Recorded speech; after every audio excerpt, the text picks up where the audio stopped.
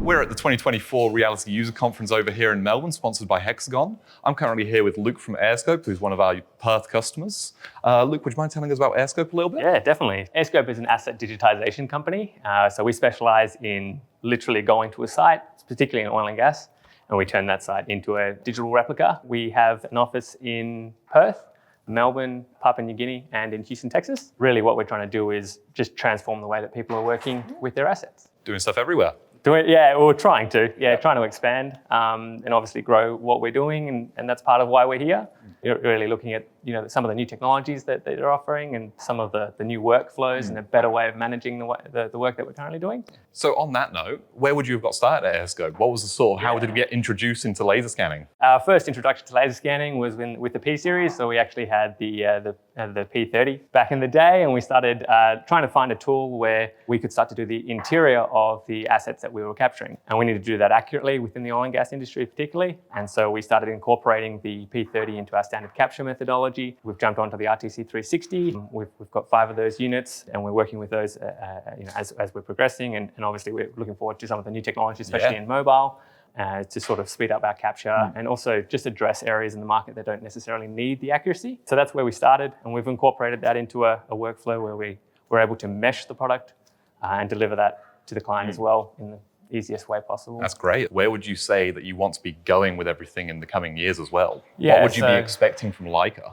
The areas that we're really interested in is the ease of operability, not just for the teams in the field who are capturing the data, but also for the client who's using the data. We're trying to capture the entire asset, not just a part of the asset. Historically, especially from the field of survey, you would capture, say, 10 scans, 15 scans, and that would be your deliverable. We're now doing captures of 10,000, 15,000, or 20,000 scans to capture the entire facility and then deliver that so that the entire engineering team benefits from it. They have the engineering accuracy that they need, but also planning, maintenance, and the management side of things also taken care of. And everyone's really benefiting from that. So it's basically that ease of operability, the speed of capture, so we can capture more often, and then just doing things safely as well, I'm sure. Yeah, definitely. Yeah, safety is always that aspect that comes into everything.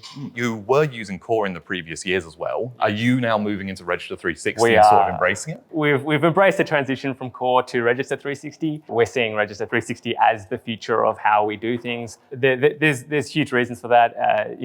With Core is an incredibly powerful software. Getting the teams up to speed, getting the throughput for the data, starting to work on these larger projects. Register 360 is definitely gearing towards that a lot more. We're utilizing the machines that we have a lot better. The team's able to work on multiple projects, and we're getting that data through for the client. So we're embracing Register 360. We've got new workflows for it. The team's been trained, and looking forward to all of the sort of added functionality as it progresses as well. I imagine one of the big workshops you're actually going to be attending during this one is the how to use Register 360 for large projects as well. Yes, yeah. So we have our own workflows. Yep. We want to check that maybe what we're doing is in line with what other companies might be doing, or might be some better ways of doing what we're doing. Some hidden tricks. Some hidden tricks that we don't know. And so applying those to our workflow as well. Sort of seeing what the future is as well, hopefully influencing or being able to at least communicate what our needs are as a business are. A lot of the captures that we work on, as I said, are larger captures. Definitely. And so there's a few nuances that come to that type of